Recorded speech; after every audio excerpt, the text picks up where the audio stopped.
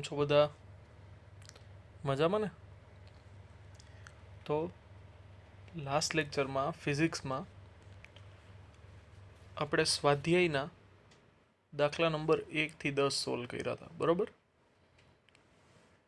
આજના લેક્ચરમાં આપણે ત્યાર પછીના જે દાખલા છે એ સોલ્વ કરશું. તો 11મો દાખલો છે કે ઊન સાથે ઘસેલા એક પોલિથીનના ટુકડા પર 3 × 10⁻⁷ કુલમ ઋણ વિદ્યુતભાર છે. તો પેલું, સ્થાનાંતરિત થયેલા ઇલેક્ટ્રોનની સંખ્યા શોધો. તેઓ શાના પરથી શાના પર સ્થાનાંતરિત થયા છે? હવે શાનાથી શાના પર સ્થાનાંતરિત થયા છે એ આપણે ઇઝીલી કહી શકીએ. તમને યાદ હોય તો આપણે એવું કીધું હતું કે જે ઇલેક્ટ્રોન ગુમાવે એ પોતે ધનભારિત થાય અને જે ઇલેક્ટ્રોન મેળવે એ ઋણભારિત થાય. તો તમને રકમની પેલી લાઈનમાં એવું કીધું છે કે ઊન સાથે ઘસેલા એક પોલિથીનના ટુકડા પર તમને ઋણભાર જોવા મળે છે. એનો મતલબ પોલિથીને ઇલેક્ટ્રોન મેળવા હશે અને ઊને ઇલેક્ટ્રોન ગુમાવ્યા હશે, બરોબર? તો હવે સૌથી પહેલાં તો આપણે દળ શોધવાનું છે. સૌથી પહેલાં આપણે સંખ્યા શોધવાની છે. હવે કેટલા ઇલેક્ટ્રોન સ્થાનાંતરિત થયા હશે? તો તમને યાદ હોય તો આપણે એવું કીધું હતું કે આપણે અડધો ઇલેક્ટ્રોન, π ઇલેક્ટ્રોન, દોઢ ઇલેક્ટ્રોન એમ ટ્રાન્સફર ન કરી શકીએ. એના માટે આપણે વિદ્યુત ભારોનું ક્વોન્ટમીકરણ એવું એક ટોપિક ભણ્યા હતા, જેમાં ક્યુ બરાબર એની સૂત્ર હતું આપણી પાસે. તો બસ એના ઉપરથી જ આપણે, તમે જોઈ શકો છો એમ, ક્યુ બરાબર NE ઉપરથી કેટલા ઇલેક્ટ્રોન ટ્રાન્સફર થયા હશે એની સંખ્યા n મેળવવા માટે n બરાબર Q/E.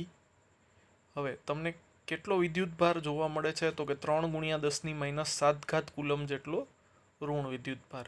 અને એક ઇલેક્ટ્રોન જાય તો પ્રત્યેક ઇલેક્ટ્રોનનો વિદ્યુતભાર 1.6 × 10⁻⁹ કુલમ છે. તો સાદુરૂપ આપશું આપણે, 10⁻⁹ માઇનસ છે, છેદમાંથી અંશમાં જશે તો પ્લસ થઈ જશે. તો -7 + 19 એટલે +12 આવશે. અને 3/1.6 જવાબ મળશે આપણને 1.875, જેને આપણે રાઉન્ડ કરીને 2 કરી નાખશું. 2 × 10⁻12. તો કે આટલા ઇલેક્ટ્રોન કોનામાંથી કોના ઉપર જશે? તો કે પોલિથીન ઋણભારિત છે એટલે ઊનમાંથી પોલિથીનમાં જશે, બરોબર? અને તમને એવું પૂછ્યું છે, બીજો પ્રશ્ન છે એમાં જ, એ તમને એવું પૂછ્યું છે કે ઊનથી પોલિથીન તરફ દળનું સ્થાનાંતર થયેલ છે? તો કે હા, પ્રત્યેક ઇલેક્ટ્રોનને કાંઈક દળ છે. અને આપણે હમણાં જ જોયું કે 2 × 10⁻12 જેટલા ઇલેક્ટ્રોન ટ્રાન્સફર થાય છે. તો હવે પ્રત્યેક ઇલેક્ટ્રોનનું કંઈક દળ છે ને આટલા બધા ઇલેક્ટ્રોન ટ્રાન્સફર થાય છે, એનો મતલબ દળ તો ટ્રાન્સફર થતું જ હોય. તો અહીંયા આપણે લખ્યું છે તો કે હા, દળનું સ્થાનાંતર થાય છે, કારણ કે એક ઇલેક્ટ્રોનનું દળ 9.1 × 10⁻31 કિલોગ્રામ છે. અને ટોટલ આવા કેટલા ઇલેક્ટ્રોન થાય છે? તો કે 2 × 1012. તો ટોટલ દળ થશે 18.2 × 10⁻19, એટલે કે 1.82 × 10⁻18 કિલોગ્રામ, જેને પણ આપણે રાઉન્ડ કરી અને 2 × 10⁻18 કિલોગ્રામ કરી શકીએ, બરોબર? તો તમે જોઈ શકો છો એમ કે 10⁻18 કિલોગ્રામ આવ્યું, બરોબર? માઇક્રો કે મિલીગ્રામ નથી. એટલું અવગણ્ય દળ છે કે જેનાથી આપણને કોઈ ફેર પડતો હોય એવું લાગતું નથી. તો આટલું દળ છે એ સ્થાનાંતર થશે ક્યાંથી? તો કે ઊનમાંથી પોલિથીન પર. એના પછીનો પ્રશ્ન છે તો કે કોપરના અલગ કરેલા 2 ગોળાઓ A અને B, તેમના કેન્દ્રો વચ્ચેનું અંતર 50 સેન્ટીમીટર છે. જો દરેક પરનો વિદ્યુતભાર 6.5 × 10⁻7 કુલમ હોય તો તેમની વચ્ચે લાગતું પરસ્પર અપાકર્ષી બળ કેટલું હશે? અહીંયા આપણે A અને B વચ્ચેના અંતરની સરખામણીએ તેમની ત્રિજ્યાઓ અવગણ્ય છે એવું લેવાનું છે. તો હવે પ્રત્યેક પર વિદ્યુતભાર સરખો છે એટલે અપાકર્ષી બળ લાગશે. કેટલો વિદ્યુતભાર? તો કે 6.5 ગુણ્યા 10⁻7 કુલમ. તો આપણી પાસે કુલંબીય બળનું સૂત્ર છે કે Q1Q2/r². હવે આ કેસમાં તમને એવું કીધું છે કે બંને ગોળા પરનો વિદ્યુતભાર સમાન છે, એટલે કે Q1 Q2 સરખા, Q એટલે Q² થઈ જશે. કેનું મૂલ્ય 9 ગુણ્યા 10⁹. વિદ્યુતભાર આપ્યો છે 6.5 ગુણ્યા 10⁻7 કુલમ અને અંતર છે 50 સેન્ટીમીટર. 50 સેન્ટીમીટર એટલે 50 ગુણ્યા 10⁻2 અને અંતરનો વર્ગ છે એટલે સ્ક્વેર આવશે. તો સાદુરૂપ આપશું તો આપણને જવાબ મળશે 1.5 ગુણ્યા 10⁻2 ન્યૂટન. બરોબર. કેલ્ક્યુલેટર લઈ આવવાનું ફરજિયાત અત્યારે હું તમને કહી નથી શકતો કે ભાઈ તમે કેલ્ક્યુલેટર લઈને જ આવો, બાકી ક્લાસની 12 વાગ્યા જાઓ, કાં હોમવર્ક 2 વાર 4 વાર, એવું કાંઈ શક્ય નથી. ભગવાન ઉપરવાળો જોવે છે એવું સમજી ને તમારે જાતે જ કેલ્ક્યુલેટર લઈને બેસવાનું છે ને આ બધી જ ગણતરી જાતે કરવાની છે. બરોબર. તો આ કેસમાં આપણને બે ગોળાઓ વચ્ચેનું જે અપાકર્ષી બળ છે એ 1.5 ગુણ્યા 10⁻2 ન્યૂટન જોવા મળે છે. તો આ પહેલો ભાગ પૂરો થયો. હવે આ જ દાખલામાં બીજો ભાગ છે કે જો આ દરેક ગોળા પરનો વિદ્યુતભાર બમણો કરવામાં આવે અને તેમની વચ્ચેનું અંતર અડધું કરવામાં આવે તો કેટલું અપાકર્ષી બળ લાગે. તમને યાદ હોય તો આવા MCQ પૂછાશે એવું કંઈક કહી દઈ મેં ક્લાસમાં થોડાક પ્રશ્ન સોલ્વ કરાવ્યા હતા કે અંતર બમણું કરો પછી વિદ્યુતભાર અડધો કરો. આ કેસમાં એવું છે કે વિદ્યુતભાર બમણો કરવાનો છે ને અંતર અડધું કરવાનું છે. તો કે નવું બળ કેટલું થશે? તો કે નવું બળ F' બરાબર K Q1 Q2. હવે પહેલા કેસમાં Q1 બરાબર Q લીધું આપણે, એને બમણું કરો તો 2Q થઈ જશે અને Q2 પણ સરખું છે એટલે એ પણ 2Q થશે. અંતર પહેલું હતું એના કરતાં અડધું કરી નાખો એટલે R/2 થશે. તો 2 ગુણ્યા 2 એટલે 4 4Q² અને છેદમાં થશે R²/4. હવે છેદનો છેદ 4 છે એ અંશમાં આવી જશે એટલે 4 ગુણ્યા 4 16 થઈ જશે. તો શરૂઆતમાં મળ્યું આપણને જે બળ એના કરતાં 16 ગણું બળ થશે અહીંયા. એટલે તમે 1.5 ગુણ્યા 10⁻2 ગુણ્યા 16 કરી નાખો તો તમને ડાયરેક્ટ જવાબ મળી જશે. એટલે કે 2.4 ગુણ્યા 10⁻1 ન્યૂટન. પાછી આખી ગણતરી ન કરવી હોય તો તમે F' બરાબર 16F લખી શકો ને Fનું મૂલ્ય તમે ઓલરેડી લખેલું જ છે 1.5 ગુણ્યા 10⁻2 ન્યૂટન. તો તમે 1.5 ગુણ્યા 10⁻2 ન્યૂટનને 16 વડે ગુણી નાખશો તો તમને જવાબ મળી જશે 2.4 ગુણ્યા 10⁻1 ન્યૂટન એટલે 0.24 ન્યૂટન જવાબ થઈ જશે. બરોબર.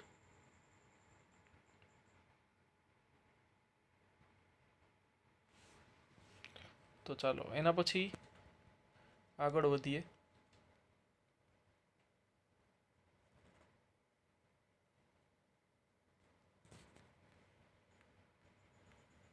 એના પછીનો પ્રશ્ન છે એમાં તમને એવું કીધું છે કે કોપરના બે સમાન માપના ગોળાઓ A અને B છે. દરેક પરનો વિદ્યુતભાર 6.5 ગુણ્યા 10⁻7 કુલમ છે. હવે ત્રીજો તેમના જેવો પણ વિદ્યુતભાર રહિત ગોળો એ પ્રથમ ગોળા A સાથે અને ત્યારબાદ ગોળા B સાથે સંપર્કમાં લાવી દૂર કરવામાં આવે છે. તો હવે A અને B વચ્ચેનું આકર્ષણ બળ મેળવો. બરોબર. તો આ કેસમાં આપણે જે તમને સિક્વન્સ કીધી છે, જે રીતે તમને રકમ આપેલી છે એ પ્રમાણે કે પહેલાં સમાન માપના બે ગોળાઓ છે A અને B, બે પરનો વિદ્યુતભાર છે 6.5 ગુણ્યા 10⁻7 કુલમ. હવે ત્રીજો ગોળો એના જેવો જ છે પણ એ વિદ્યુતભાર રહિત ગોળો છે જેને આપણે પહેલાં Aના સંપર્કમાં લઈ આવવાનો અને એના પછી Bના સંપર્કમાં લાવવાનો અને પછી દૂર કરી દેવાનો. તો હવે અહીંયા તમે જોઈ શકો છો એમ સોલ્યુશનમાં કે ત્રીજો ગોળો સી છે જેના પરનો વિદ્યુતભાર 0 છે. હવે એ અને સીને તમે સંપર્કમાં લાવશો તો એ પરનો વિદ્યુતભાર ક્યુ છે અને સી પરનો વિદ્યુતભાર 0 છે. તો થશે શું? તો કે વિદ્યુતભારના બે સરખા ભાગ પડશે. તમને યાદ હોય તો નવો વિદ્યુતભાર કોઈના પર મેળવવો હોય ને તો એ આમ મળે, Q1 plus Q2 divide by 2. યાદ છે? હવે પહેલા પરનો વિદ્યુતભાર કેટલો છે? તો કે Q છે. બીજા પરનો કેટલો છે? તો કે 0 છે. તો જો તમે અહીંયા Q1 પ્લસ 0 ડિવાઈડ બાય 2 કરો તો એનો જવાબ તમને કેટલો મળે? તો કે Q/2 મળે. તો તમે જોઈ શકો છો એમ કે બે પર વિદ્યુતભાર, નવો વિદ્યુતભાર કેટલો થાય? તો કે Q/2 અને Q/2. તો એક વખત સી ગોળાને તમે એ સાથે સંપર્કમાં લઈ આવીને છૂટો પાડશો તો એના પરનો વિદ્યુતભાર Q/2 થઈ ગયો છે. હવે તમે એને બીની નજીક લઈ જાઓ છો જેની ઉપર ઓલરેડી Q વિદ્યુતભાર છે જ. તો હવે એ બેને સંપર્કમાં લાવીને છૂટા પાડશો તો શું થશે? તો કે પાછી આ સેમ પ્રોસિજર થશે. એ જે આ બી ગોળો છે એના પરનો વિદ્યુતભાર કેટલો? તો કે Q. સી પરનો વિદ્યુતભાર શરૂઆતમાં 0 હતો પણ હવે નથી, કારણ કે એના સંપર્કમાં આવીને છૂટો પડ્યો છે. તો એના પરનો હવેનો વિદ્યુતભાર કેટલો છે? તો કે Q/2 અને એના છેદમાં 2. તો આ કેટલા થશે? લસા લેશું એટલે તો કે 2Q પ્લસ Q એટલે 3Q/2. આ અંશ છે અને છેદમાં હજી 2 છે તો એ કેટલો થઈ જશે? તો કે 3Q/4. અને બે પર સરખો વિદ્યુતભાર, જો અહીંયા મેં લખ્યો જ છે, બરોબર. તો કે હવે બી અને સી બે ગોળા ઉપર કેટલો વિદ્યુતભાર થઈ ગયો? તો કે 3Q/4 જેટલો. હવે શરૂઆતમાં એ અને બી ગોળા વચ્ચે કંઈક બળ હતું ત્યારે બેના વિદ્યુતભાર સરખા હતા, Q અને Q. હવે બે પરના વિદ્યુતભાર સરખા નથી. હવે એક પરનો વિદ્યુતભાર છે Q/2 અને બીજા પરનો વિદ્યુતભાર છે 3Q/4. અંતર એટલું ને એટલું જ છે. અંતરમાં આપણે કોઈ ફેરફાર કરતા નથી, ખાલી વિદ્યુતભાર ફેરવા છે. Q/2 થઈ ગયું અને 3Q/4 થઈ ગયું. તો જો તમે અહીંયા જોઈ શકો છો એમ એફના સૂત્રમાં Q1ની જગ્યાએ મેં Q/2 મૂક્યું અને Q2ની જગ્યાએ 3Q/4 મૂક્યું. સાદુરૂપ આપ્યું તો જવાબ મળ્યો 3KQ² ના છેદમાં 8R². હવે 3 ગુણ્યા કેની કિંમત આપણને ખબર છે 9 ગુણ્યા 10⁹. શરૂઆતમાં વિદ્યુતભાર કેટલો હતો? તો કે 6.5 ગુણ્યા 10⁻7 કુલમ અને અંતર હતું 50 સેન્ટીમીટર. તો છેદમાં 8 ગુણ્યા આરની જગ્યાએ મૂકશું 50 ગુણ્યા 10⁻2 આખાનો સ્ક્વેર થશે અને સાદુરૂપ આપશું તો જવાબ આપણને 0.057 ગુણ્યા 10⁻1 મળશે. કેલ્ક્યુલેટરથી ચેક કરી લ્યો. હવે જો હું પોઈન્ટને 2 વખત શિફ્ટ કરીશ તો 10⁻2 લખવી પડે. હવે -1 ઓલરેડી છે, એમાં 10⁻2 ઉમેરાય તો એ 10⁻3 થઈ જશે અને પોઈન્ટ 2 વખત જમણી તરફ ખસશે એટલે 5.7 ગુણ્યા 10⁻3 ન્યૂટન એ આપણો જવાબ થશે. મેથ્સ ચેક કરી લ્યો એકવાર જાતે કેલ્ક્યુલેટરથી, બરોબર. પોઝ કરીને ચેક કરી લ્યો. જે મેં આ તમને ગોળા એ અને બી પર નવો વિદ્યુતભાર કેમ મળે એમ જમણી તરફ અહીંયા બતાવ્યું હતું ને Q1 plus Q2 divide by 2, એ ખાસ આ દાખલાના સોલ્યુશનમાં લખજો, બરોબર. આમાં નથી આપેલું, ઉમેરી દેજો, કારણ કે અત્યારે તો સમજાઈ ગયું પણ પછી ખબર નહીં પડે કે આ ડાયરેક્ટ વિદ્યુતભાર આવો શું કામે આવ્યો. તો કે નવો વિદ્યુતભાર મેળવવા માટે Q1 plus Q2 divide by 2 સૂત્રનો ઉપયોગ કરશું, સમાન વિદ્યુતભાર રીએ. તો એ સૂત્ર પણ આમાં લખી નાખજો અને કઈ રીતે સોલ્યુશન આવ્યું મેં પાછળ લખ્યું હતું, તમે વિડીયો થોડોક પાછળ લઈ અને પોઝ કરીને એ નોટ કરી શકો છો. બે માટે પહેલા કેસમાં આપણે Q પ્લસ 0/2 કર્યું એટલે Q/2 મળ્યું અને પછી Q પ્લસ Q/2 વાળું ડિવાઈડ બાય 2 કર્યું એટલે એ આપણને 3q/4 3q/4 મળ્યું. બરાબર. જે બે ગોળાઓને સંપર્કમાં લાવીને છૂટા પાડો તો પ્રારંભિક વિદ્યુતભાર બે પાસે ગમે એટલા હોય, પણ સંપર્કમાં લાવીને છૂટા પાડો ત્યારે બે પરના વિદ્યુતભાર સરખા જ હોય, વિદ્યુતભારનું સરખું વિતરણ થઈ જાય બે ગોળા પર. બરાબર. એ જ રીતે હંમેશા વિદ્યુતભાર વિતરિત થાય. તો આ થઈ ગયું 1.13. ચેક કરી લેજો. તો હવે 14મા દાખલા ઉપર જઈએ. તો કે 14મા દાખલામાં કંઈક આકૃતિ આપી છે કે આકૃતિ સમાન વિદ્યુત ક્ષેત્રમાં 3 વિદ્યુતભારોના ગતિપથ દર્શાવે છે. હવે 3 વિદ્યુતભારોના ચિહ્ન આપણે આપવાના છે અને કયા કણ માટે વિદ્યુતભાર અને દળનો ગુણોત્તર મહત્તમ હશે. હવે અહીંયા ધન વિદ્યુતભાર છે. સમાન વિદ્યુત ક્ષેત્રમાં ધન તરફ કોણ આકર્ષાય? તો કે જે ઋણ હોય ને એ જ આકર્ષાય. અને એક વિદ્યુતભાર છે ને એ ઋણ તરફ આકર્ષાણો છે. એટલે જે ધન હોય ને એ જ હંમેશા ઋણ તરફ આકર્ષાય. તો તમે સંજ્ઞા તો જોતા વેત જ કહી શકો કે કોણ ધન છે અને કોણ ઋણ છે.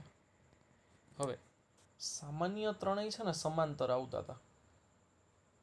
ત્રણેય છે ને સામાન્ય રીતે સમાંતર આવતા હતા, પણ પછી એક બહુ વધારે વિચલિત થયો. જો તમે જોઈ શકો છો કે એકનું જે વિચલન છે ને એ બહુ મોટું છે બીજાની સાપેક્ષે.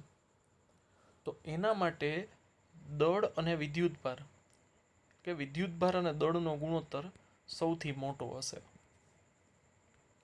એનું કારણ છે કે વિદ્યુત ક્ષેત્ર તો સમાન છે, તો કોની ઉપર વધારે બળ લાગે? તો કે આપણી પાસે એક સૂત્ર છે F બરાબર QE. હા કે ના? તો આ કેસમાં વિદ્યુત ક્ષેત્ર તો ત્રણેયમાં સમાન જ છે. સમાન વિદ્યુત ક્ષેત્રમાંથી ગતિ કરે છે ને, તો F ચલે છે Q. આવું થાય.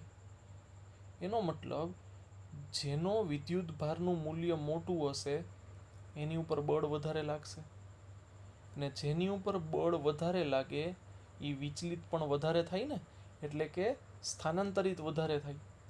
તો ત્રણમાંથી કોણ વધારે વિચલિત થયું છે? તો કે ત્રીજો વિદ્યુતભાર વધારે વિચલિત થયો છે. તો એનો મતલબ એના માટે વિદ્યુતભાર ને દળનો ગુણોત્તર મહત્તમ હશે, જે અહીંયા સોલ્યુશનમાં આપણે દર્શાવેલું છે. જો વિદ્યુતભાર 1 અને 2 ઋણ હશે કારણ કે એ ધન તરફ આકર્ષાય છે, અને વિદ્યુતભાર 3 ધન છે કારણ કે એ ઋણ તરફ આકર્ષાય છે, અને વિદ્યુતભાર 3 છે એનું વિચલન સૌથી વધારે થાય છે, તો એની માટે Q/M નો ગુણોત્તર સૌથી વધારે હશે, જે ઓલરેડી આપણે ડિસ્કસ કરી લીધું છે. બરોબર. તો એના પછીના દાખલા ઉપર જાશું. હવે આપણે એકદમ સિમ્પલ દાખલો હતો આ તો 14મો. 15મા ઉપર જઈએ કે એક સમાન વિદ્યુત ક્ષેત્ર 3 × 10³ I કેરેટ ન્યૂટન પ્રતિ કુલમનો તમે વિચાર કરો. સમાન વિદ્યુત ક્ષેત્ર છે જે ધન x દિશામાં પ્રવર્તમાન છે. જો I કેરેટ દિશા દર્શાવી છે ને, મૂલ્ય છે 3 × 10³ તો YZ સમતલને સમાંતરે જેનું સમતલ હોય તેવા 10 સેન્ટીમીટરની બાજુવાળા ચોરસમાંથી આ ક્ષેત્રનું ફ્લક્સ કેટલું હશે? હવે YZ સમતલ છે એ x ને લંબ થશે. આકૃતિ ઉપરથી વધારે સમજાશે. અહીંયા રકમમાં આપણને કહી દીધું છે કે વિદ્યુત ક્ષેત્ર છે એ ધન x દિશામાં પ્રવર્તમાન છે. તો વિદ્યુત ક્ષેત્રની દિશા ધન x દિશા થશે. જો અહીંયા દર્શાવેલી છે એ રીતે વિદ્યુત ક્ષેત્રની દિશા એ ધન x દિશામાં થશે. હવે તમને શું કીધું કે જે પૃષ્ઠ છે ને જેની બાજુનું માપ 10 સેન્ટીમીટર છે એ YZ સમતલને સમાંતર છે. એટલે આ રીતે તો વિદ્યુત ક્ષેત્ર છે એ તો આમાંથી આ રીતે લંબ રીતે પસાર થશે ને. આ કોના જેવું છે યાદ છે? માછલીનો પ્રવાહ છે અને આપણે આ રીતે ઝાડ રાખીએ છીએ. બસ આ ઈ જ છે ઉદાહરણ, કોઈ ફેરફાર નથી. એનો મતલબ પૃષ્ઠનો સદિશ, પૃષ્ઠને હંમેશા કેવો હોય? લંબ. તો જે પૃષ્ઠનો સદિશ છે ડેલ્ટા S એ પણ આ દિશામાં થશે અને વિદ્યુત ક્ષેત્ર તો ધન x દિશામાં છે જ, એનો મતલબ બે વચ્ચેનો ખૂણો 0 થશે. બરોબર. તો અહીંયા એ વસ્તુ દર્શાવેલી જ છે કે વિદ્યુત ક્ષેત્ર કઈ દિશામાં લાગુ પડે છે, તો કે ધન x દિશામાં. પૃષ્ઠને તમે yz સમતલમાં રાખ્યું છે, એનો મતલબ એનો સદિશ પણ ધન x દિશામાં જ હશે. બે વચ્ચેનો ખૂણો 0 થશે. ક્ષેત્રફળ કેટલું, તો કે ચોરસ છે એટલે લંબાઈ ગુણ્યા પહોળાઈ બે સરખું જ થાય. તો 10 સેન્ટીમીટર ગુણ્યા 10 સેન્ટીમીટર, તો 10⁻1² એટલે 10⁻2 મીટર સ્ક્વેરમાં ક્ષેત્રફળ મળશે. હવે ફ્લક્સ મેળવવું છે તો E delta S cos theta. હવે થીટા 0 થાય આપણે આકૃતિ પરથી સાબિત કરી દીધું કે વિદ્યુત ક્ષેત્રની દિશા અને પૃષ્ઠના સદિશની દિશા બંને સરખી જ હશે. તો વિદ્યુત ક્ષેત્રનું મૂલ્ય 3 ગુણ્યા 10⁻³ છે. ક્ષેત્રફળ આપણને 10⁻2 મળ્યું અને બે વચ્ચેનો ખૂણો 0 છે એટલે cos 0 1 થશે. તો આ થઈ જશે 3 ગુણ્યા 10⁻1 એટલે કે 30 ન્યૂટન પ્રતિ કુલમ ઇન્ટુ મીટર સ્ક્વેર. તો આ તમને મળ્યું ફ્લક્સનું મૂલ્ય જે આ સપાટીમાંથી પસાર થાય છે. હવે આ પ્રશ્નનો બીજો ભાગ આવો કંઈક છે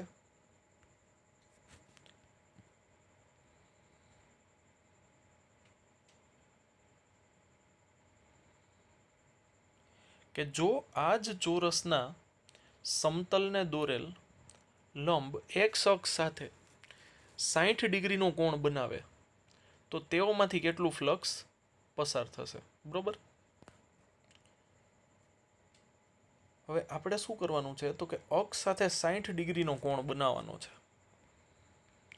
યાદ આવે છે માછલીઓનો પ્રવાહ, એમાં આપણે જે જાળી નાખતા હતા એ જાળી આપણે વિદ્યુત ક્ષેત્ર તો એની દિશામાં જ છે, કોઈ ફેરફાર નથી.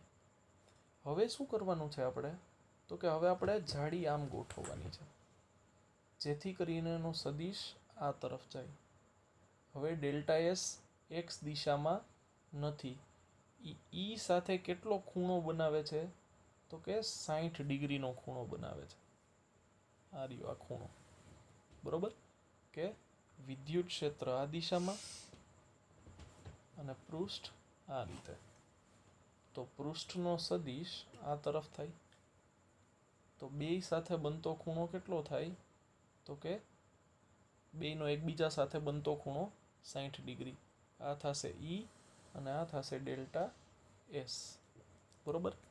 તો આપણી પાસે ફ્લક્સનું સૂત્ર શું છે તો કે ફ્લક્સનું સૂત્ર છે ઈ ડેલ્ટા એસ કોસ થીટા. તો આ કેસમાં ક્ષેત્રફળ પણ એટલું જ રહેશે, વિદ્યુત ક્ષેત્ર પણ એટલું જ રહેશે, ખાલી ખૂણો થઈ જશે 60 ડિગ્રી અને કોસ 60 થાય છે 1/2, એટલે ફ્લક્સ અડધું થઈ જશે. 30 ન્યૂટન પ્રતિ કુલમ મીટર સ્ક્વેરની જગ્યાએ થઈ જશે 15 ન્યૂટન પ્રતિ કુલમ ઇન્ટુ મીટર સ્ક્વેર. તો આ થયો આપણા 15મા પ્રશ્નનો જવાબ. બરોબર. 16મા દાખલામાં જઈએ તો કે એક સમાન વિદ્યુત ક્ષેત્ર 3 ગુણ્યા 10⁻³ I કેરેટ ન્યૂટન પ્રતિ કુલમ છે. 20 સેન્ટીમીટર બાજુવાળો એક ઘન કે જેની બાજુઓ ના આમ સમતલોને સમાંતર રાખેલ હોય તો તેનું ફ્લક્સ મેળવો. બરોબર. તો બહુ સિમ્પલ જવાબ છે આનો કે ઘનમાં જેટલી વિદ્યુત ક્ષેત્ર રેખાઓ પ્રવેશે છે તેટલી જ બહાર નીકળે છે. તમે સમઘન બાહ્ય વિદ્યુત ક્ષેત્રમાં મૂકો છો એટલે એક સપાટીમાં જેટલી ક્ષેત્ર રેખાઓ દાખલ થશે બીજામાંથી એટલી જ બહાર નીકળશે. તો સપાટી સાથે એટલે કે આખા સમઘન સાથે સંકળાયેલું કુલ ફ્લક્સ છે એ 0 થશે. આપણે કીધું હતું કે ફુવારાની બહાર આપણે કોઈ પાત્ર રાખીએ, ફુવારાને ઢાંકે નહીં એ રીતે, તો એની દિવાલ સાથે પાણી ભટકાઈ નીચે પડી જશે. કોઈ પણ પ્રકારનું પાણી પાત્રમાં જમા થશે નહીં. ક્યાં સુધી નહીં થાય તો કે જ્યાં સુધી પાત્રની અંદર ફુવારો નહીં હોય. તો એ જ રીતે અહીંયા સમઘનની અંદર વિદ્યુત ભાર નથી, બાહ્ય વિદ્યુત ક્ષેત્રમાં સમઘન મૂકેલો છે, એટલા માટે થઈને એની સાથે સંકળાયેલું કુલ ફ્લક્સ 0 થશે. આગલો દાખલો 15 અને 16મો બે અલગ કઈ રીતે છે ને એ ખાલી આપણે આકૃતિથી સમજી લઈએ. તમને એમ પ્રશ્ન થશે જ કે ભાઈ બધી વસ્તુ બરોબર છે તો જવાબમાં ફેર શું કામ? તો કે થયું શું, તો કે શરૂઆતમાં સમાન વિદ્યુત ક્ષેત્ર હતું ધન એક્સ દિશામાં, અને આપણે એની આડે શું કર્યું, તો કે એની આડે પૃષ્ઠ મૂક્યું. થોડુંક ખતરનાક પૃષ્ઠ થઈ ગયું છે, માની લેજો કે આ પૃષ્ઠ છે, બરોબર. તો આમાંથી ક્ષેત્ર રેખાઓ પસાર થાય અને તમને ફ્લક્સ મળે. આ 15મો દાખલો થઈ ગયો. પણ 16મા દાખલામાં શું કહે છે ખબર છે? કે સમાન વિદ્યુત ક્ષેત્ર તો છે, પણ તમે એમાં સમઘન મૂકો છો. સમઘન મૂકો, બરોબર.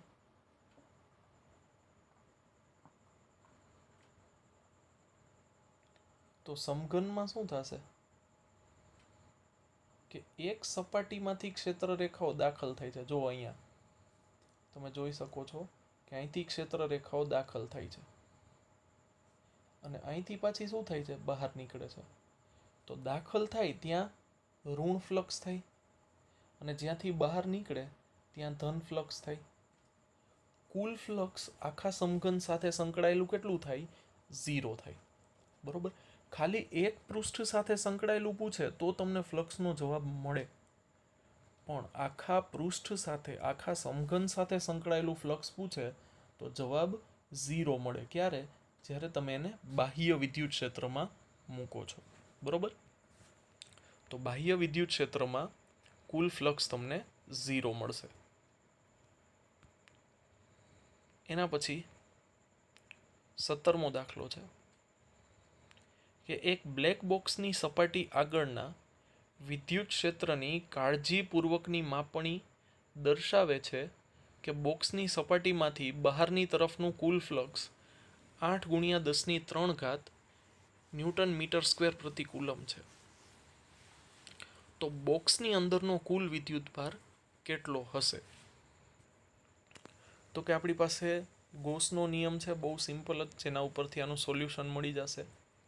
ગોસનો નિયમ શું કહે છે? તો કે ફ્લક્સ ફાઈ બરાબર Q/ε0. હવે આપણે વિદ્યુતભાર મેળવવાનું છે તો ક્યુને સૂત્રનો કરતા બનાવીએ. તો Q બરાબર થશે ફ્લક્સ ફાઈ ઇન્ટુ ε0. ફાઈનું મૂલ્ય 8×10³ અને ε0 8.854 × 10⁻12 જે સ્ટાન્ડર્ડ કિંમત છે. બધી કિંમત મૂકશું તો આપણને જવાબ મળશે 0.07 માઇક્રોકુલમ, બરોબર. 10⁻6 એને આપણે માઇક્રોકુલમ દર્શાવ્યું છે. તો આ તમને કુલ વિદ્યુતભાર મળશે. હવે આ પ્રશ્નમાં બીજો ભાગ એવો છે કે જો બોક્સની સપાટીમાંથી બહાર તરફનું કુલ ફ્લક્સ 0 હોય તો તમે એવો નિષ્કર્ષ તારવી શક્યા હોત કે બોક્સમાં કોઈ વિદ્યુતભાર છે જ નહીં. આવું હોય તો કેમ, અથવા ન હોય તો પણ કેમ, એ સમજાવો. આપણે હમણાં જ વાત કરી કે સમઘનને આપણે બાહ્યમાં મૂકશું, બાહ્ય વિદ્યુત ક્ષેત્રમાં, તો એની સાથે સંકળાતું કુલ ફ્લક્સ 0 મળશે. તો એનો મતલબ એવો નથી કે અંદર વિદ્યુતભાર છે જ નહીં. સમઘનની અંદર વિદ્યુતભાર છે. જો આ સમઘન છે એની અંદર વિદ્યુતભાર છે, પણ જેટલો ધન વિદ્યુતભાર છે એટલો જ ઋણ વિદ્યુતભાર હોય તો સિગ્મા ક્યુ એટલે કે અંદરનો કુલ વિદ્યુતભાર કેટલો થાય? 0 થાય. હવે કુલ વિદ્યુતભાર 0 તો Q/ε0 પણ 0 થાય, એટલે કે ફ્લક્સનું મૂલ્ય 0 થાય. તો ફ્લક્સનું મૂલ્ય 0 છે એનો મતલબ અંદર કોઈ વિદ્યુતભાર છે જ નહીં એવું નથી, પણ અંદરનો કુલ વિદ્યુતભાર શું છે? તો કે 0. જેટલો ધન છે એટલો જ ઋણ છે, એટલે કે જેટલી ક્ષેત્ર રેખાઓ બહાર તરફ જાય છે ધનના લીધે, એટલી જ ક્ષેત્ર રેખાઓ અંદર તરફ આવે છે ઋણના લીધે. અને કુલ ફ્લક્સ તમને કેટલું મળે છે? 0 મળે છે.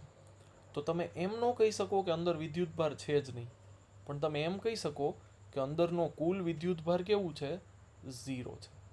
કુલ વિદ્યુતભાર 0 છે પણ અંદર વિદ્યુતભાર છે જ નહીં એવું તમે ન કહી શકો. બરોબર. તો હવે એના પછીના પ્રશ્ન ઉપર જઈએ.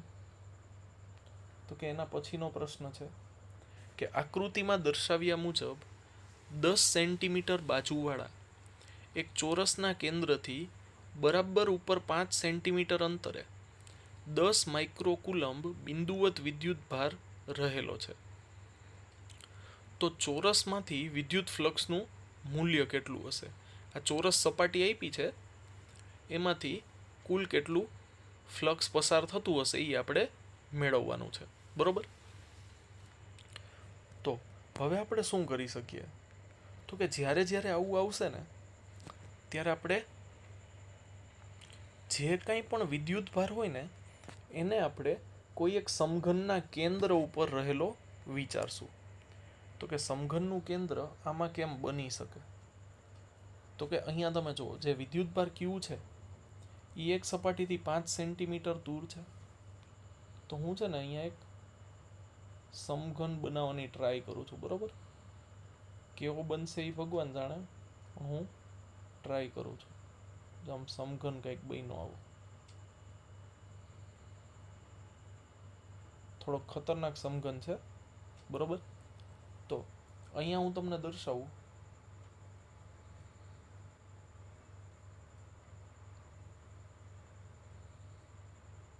તો આવો કંઈક સમઘન છે જેમાં તમને જે સપાટી આપી છે ને, આ જે સપાટી 10 સેન્ટીમીટર બાય 10 સેન્ટીમીટરની એ સપાટી આ છે.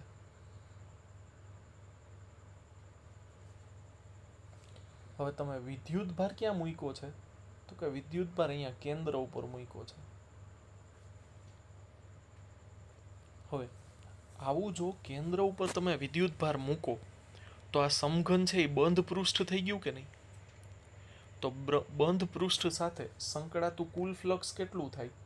તો કે એ થાય ફ્લક્સ ફાઈ બરાબર Q અપોન એપ્સિલોન 0, Qના છેદમાં એપ્સિલોન 0. હવે આ તો શું થઈ ગયું? તો કે આખા સમઘન સાથે સંકળાતું ફ્લક્સ. હવે આપણે તો ખાલી એક જ બાજુ સાથે સંકળાતું ફ્લક્સ મેળવવાનું છે.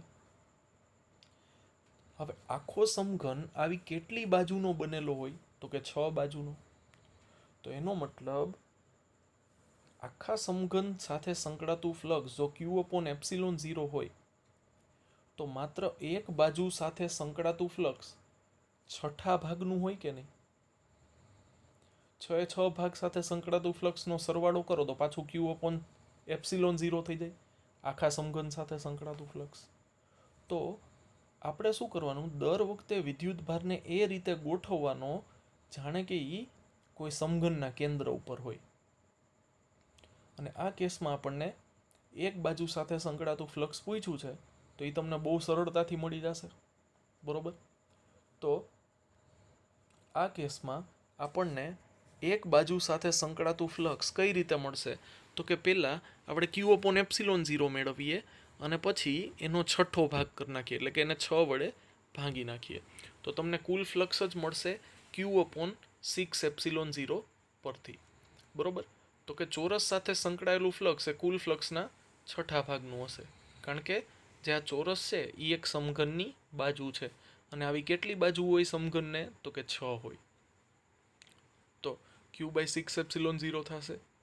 Qનું મૂલ્ય તમને 10 માઇક્રોકુલમ્બ આપેલું છે, છેદમાં 6, અને એપ્સિલોન 0નું મૂલ્ય 8.854 ગુણ્યા 10⁻12. સાદુરૂપ આપશું એટલે આપણને જવાબ મળશે 1.9 ગુણ્યા 10⁵ ન્યૂટન મીટર સ્ક્વેર પ્રતિ કુલમ. તો તમને એવો પ્રશ્ન થવો જોઈએ કે આજે 10 સેન્ટીમીટર બાજુનું માપ આપ્યું છે અને 5 સેન્ટીમીટર અંતર આપ્યું છે આપણને, એનો શું ઉપયોગ? તો કે 10 સેન્ટીમીટર જે અંતર આપ્યું છે ને એનો કોઈ જ ઉપયોગ નથી. તમે જોઈ શકો છો એમ કે આપણે પ્રશ્નમાં ક્યાંય પણ સોલ્યુશનમાં 10 સેન્ટીમીટરનો ઉપયોગ કર્યો જ નથી, કારણ કે એ જ સમઘન તમે 20 સેન્ટીમીટરનું લીધું હોત તો આટલો જ જવાબ મળત,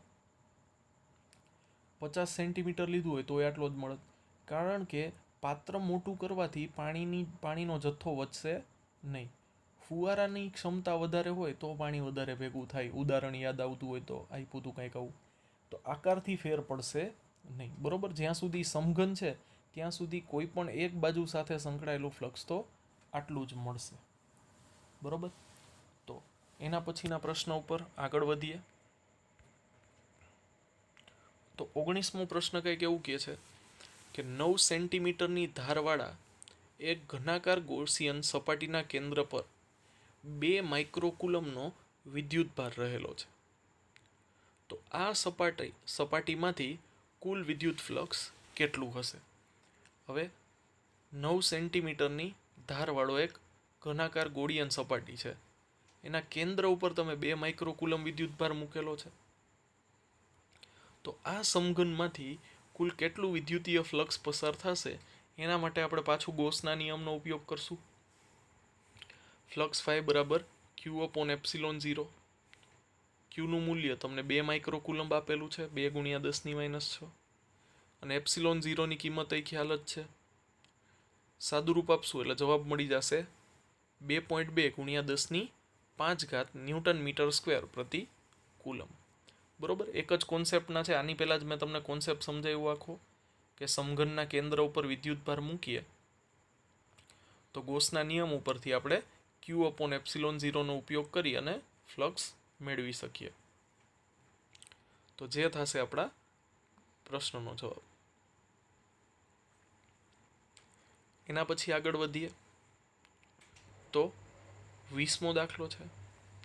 એમાં આપણને એવું કીધું છે કે 10 સેન્ટીમીટર ત્રિજ્યા ધરાવતી ગોળાકાર ગૌસિયન સપાટીના કેન્દ્ર પર મૂકેલા બિંદુવત વિદ્યુતભારને લીધે તે સપાટીમાંથી -1 × 10⁻³ ન્યૂટન મીટર સ્ક્વેર પ્રતિ કુલમનું ફ્લક્સ પસાર થાય છે. તો જો ગૌસિયન સપાટીની ત્રિજ્યા બમણી કરવામાં આવી હોત તો સપાટીમાંથી કેટલું ફ્લક્સ પસાર થાત? ચાલો તમે જ જવાબ આપો, વિચારો. પાત્રનો આકાર મોટો અથવા નાનો કરવાથી પાત્રમાં જમા થતા પાણીના જથ્થામાં કોઈ ફેરફાર પડશે નહીં. તો ગૌસિયન સપાટીની ત્રિજ્યા તમે બમણી કરો તો પણ ફ્લક્સમાં કોઈ ફેરફાર થશે નહીં. સિમ્પલ જવાબ. સોલ્યુશન જોઈ લઈએ. બંધ સપાટી પર વડે ઘેરાયેલો વિદ્યુતભાર સમાન જ છે. એટલે સપાટીમાં તમે ત્રિજ્યામાં કોઈ પણ ફેરફાર કરો એની અસર તમને ફ્લક્સમાં જોવા મળશે નહીં. તો હવે સપાટીની અંદર ઘેરાયેલો વિદ્યુતભાર કેટલો છે એવું આપણને પૂછ્યું છે. તો એના માટે આપણી પાસે સૂત્ર છે ફ્લક્સ ફાઈ બરાબર Q/ε0. જેમાંથી ક્યુને સૂત્રનો કરતા બનાવીએ તો ક્યુ બરાબર થશે φ × ε0. ફાઈનું મૂલ્ય તો કે -1 × 10⁻³ અને ε0 તો ખ્યાલ જ છે. તો તમને સપાટીની અંદર ઘેરાયેલો વિદ્યુતભાર મળશે -8.8 નેનોકુલમ. નેનો 10⁻⁹. બરોબર, તો -8.8 નેનોકુલમ તમને જવાબ મળશે.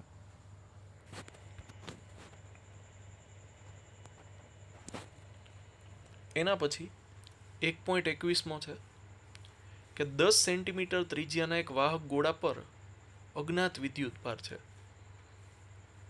ગોળાના કેન્દ્રથી 20 સેન્ટીમીટર દૂરના બિંદુએ વિદ્યુત ક્ષેત્ર -1.5 × 10⁻³ ન્યૂટન પ્રતિ કુલમ ત્રિજ્યાવર્તી દિશામાં અંદરની તરફ હોય તો ગોળા પરનો કુલ વિદ્યુતભાર કેટલો હશે? તો તમને યાદ હોય તો આપણે એવું કીધું હતું કે બહારના બિંદુએ વિદ્યુત ક્ષેત્ર એવી રીતે મળશે જાણે કે આખા ગોળા પરનો વિદ્યુતભાર કેન્દ્ર ઉપર કેન્દ્રિત થયેલો હોય. અને એનું સૂત્ર આપણને KQ/R² મુજબનું મળશે. તો 21માના સોલ્યુશનની વાત કરીએ તો વિદ્યુત ક્ષેત્ર એવી રીતે મળશે જાણે કે બધો જ વિદ્યુતભાર કેન્દ્ર ઉપર કેન્દ્રિત થયેલો હોય ને એનું સૂત્ર થશે KQ/R². હવે આમાંથી આપણે વિદ્યુતભાર મેળવવો છે તો ક્યુને સૂત્રનો કરતા બનાવીએ તો Q બરાબર થશે ER² / K.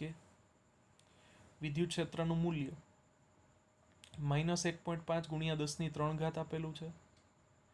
આર એટલે કે કેન્દ્રથી બિંદુનું અંતર, ગોળાની સપાટીનું નહીં. તમને એવું કીધું છે ગોળાની સપાટી 10 સેન્ટીમીટર ત્રિજ્યા છે, પણ આપણે કેટલા અંતરે વિદ્યુત ક્ષેત્ર મેળવવું છે તો કે 20 સેન્ટીમીટર અંતરે. તો અહીંયા સ્મોલ આર 20 સેન્ટીમીટર જ આવશે. 20 ગુણ્યા 10⁻², એનો સ્ક્વેર. કેની કિંમત આપણને ખ્યાલ જ છે. તો બધી કિંમત મૂકશો તો તમને વિદ્યુત ભારનો જવાબ મળશે -6.67 ગુણ્યા 10⁻9 કુલમ, એટલે કે -6.67 નેનો કુલમ. તો આ થશે આપણા દાખલાનો જવાબ. બરોબર, જે સૂત્ર ઓલરેડી આપણે તારવેલું જ છે ગોળા માટે, ગોળાની બહારના બિંદુએ વિદ્યુત ક્ષેત્ર.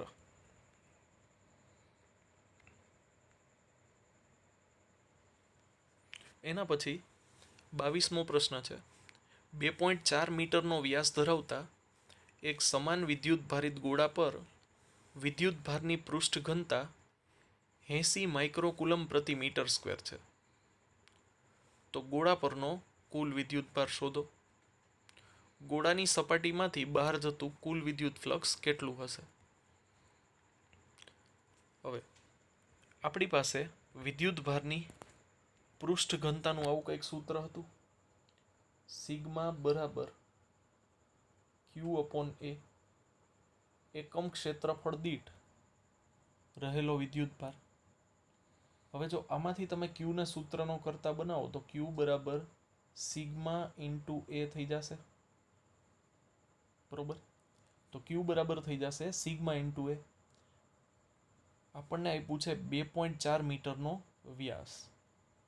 હવે જેનો વ્યાસ 2.4 મીટર હોય એવા ગોળાનું પૃષ્ઠનું ક્ષેત્રફળ આપણને મળી શકે. તો કે આપણી પાસે ગોળાના પૃષ્ઠનું ક્ષેત્રફળ 4πr² છે. હવે હમણાં જ આપણે જોયું કે વિદ્યુત ભારની પૃષ્ઠ ઘનતા સિગ્મા બરાબર થશે Q/A, જ્યાં ક્ષેત્રફળ A બરાબર થશે 4πr². તો Q ને સૂત્રનો કરતા બનાવીએ તો એ થશે સિગ્મા ઇન્ટુ 4πr². સિગ્મા તમને 80 માઇક્રોકુલમ આપેલું છે, એટલે કે 80 ગુણ્યા 10⁻6 ગુણાકારમાં 4, પાઈની જગ્યા 3.14, અને ત્રિજ્યા તો કે વ્યાસનું અડધું. વ્યાસ 2.4 મીટર હતો તો ત્રિજ્યા એનું અડધું એટલે કે 1.2 મીટર થશે, એનો સ્ક્વેર. તો બધી કિંમત મૂકશું તો છેલ્લે આપણને જવાબ મળશે 1.45 ગુણ્યા 10⁻³ કુલમ, જે આપણા વિદ્યુત ભારનું મૂલ્ય થશે. એના પછી 22મા પ્રશ્નમાં જ આપણને બીજો ભાગ એમ પૂછ્યો છે કે ગોળાની સપાટીમાંથી બહાર જતું કુલ વિદ્યુત ફ્લક્સ કેટલું હશે? તો આપણી પાસે ગોસનો નિયમ ફ્લક્સ ફાઈ બરાબર Q/ε0 છે. જેમાં આપણને Q મળી ગયો છે તો ફ્લક્સ બહુ ઇઝીલી મળી જશે. તો Q નું મૂલ્ય તમને 1.45 ગુણ્યા 10⁻³ કુલમ મળ્યું. ε0 ની કિંમત ખ્યાલ જ છે. તો તમને ગોળા સાથે સંકળાયેલું ફ્લક્સ મળશે 1.6 ગુણ્યા 10⁸ ન્યૂટન મીટર સ્ક્વેર પ્રતિ કુલમ. ગણતરી ચેક કરી લેજો મેથ્સ એકવાર. બરોબર, જાતે કેલ્ક્યુલેટર ઉપર બધા કેલ્ક્યુલેશન કરજો.